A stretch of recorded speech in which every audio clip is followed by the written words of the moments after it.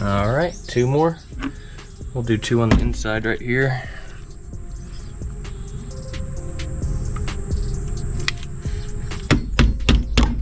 Give that a little tap to help it.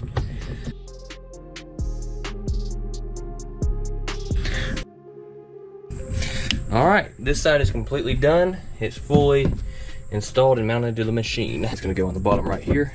We're gonna use one of these big bolts and one of these big washers. We're gonna stick it through the bottom right here. And then we're gonna use another big washer and then one of these big nuts right here and go on the other side and slide that through. There we go. I'm gonna let this dangle for a second. I'm gonna get a wrench and a socket. We're gonna tighten these up. I'm not gonna tighten this up all the way, but I'm gonna get it started.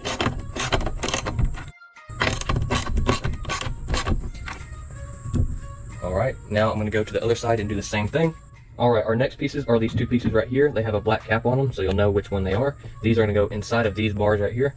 These 2 are the same, so it doesn't matter which one you grab. All right, so we're gonna go back to this side over here. The side with all of these holes right here is gonna face this way on the outside of the machine. It's just gonna slide into this other pole right here. So let me flip it. There we go. Right there is gonna be good. So let's grab one of these bolts.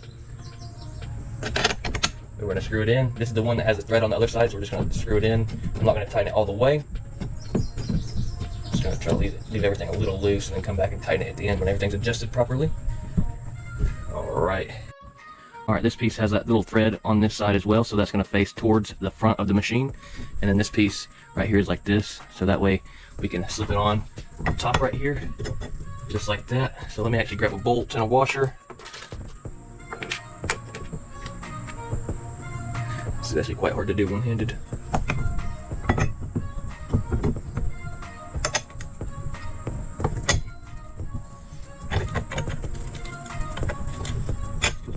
All right, and then another washer and a nut for the other side.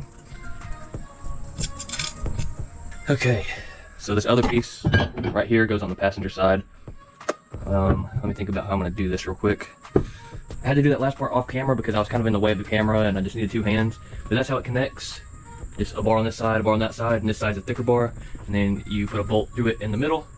So that's all that was, super simple. I went ahead and adjusted it and tightened the brackets on the bottom. So now it's pretty sturdy. So the next thing I gotta do is add these little support brackets. I think they go something. Anyway, let's go ahead and get that fitted through with a bolt and washer. Just like that. And then a washer and a nut on the back side. Just like that. I put 4 guns on the gun rack and wow, am I impressed. This thing seems like it's gonna be really, really good quality and these guns aren't going anywhere. And we will torture test the gun rack on some trails to make sure that these guns will not fall off, but I'm sure they won't. So guys, I'm gonna take this thing outside and we're gonna go on some trails and we're gonna see if these guns fall off or not, which I really don't think they will, guys.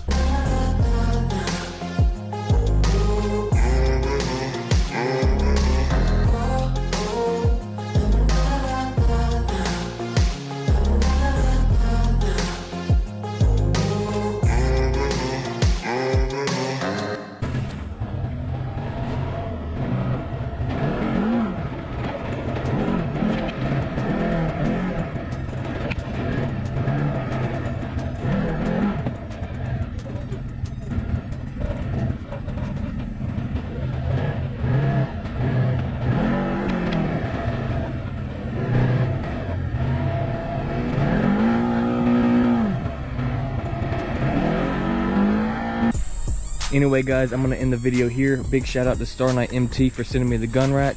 I appreciate them and I appreciate the good quality of products that they make. Also, I want to make a note real quick, guys. If you're strapping down a rifle, strap it underneath the scope or sight. That way you don't snap the scope or sight off of your gun. But anyway guys, thanks so much for watching. If you did enjoy, leave a like and subscribe if you want to.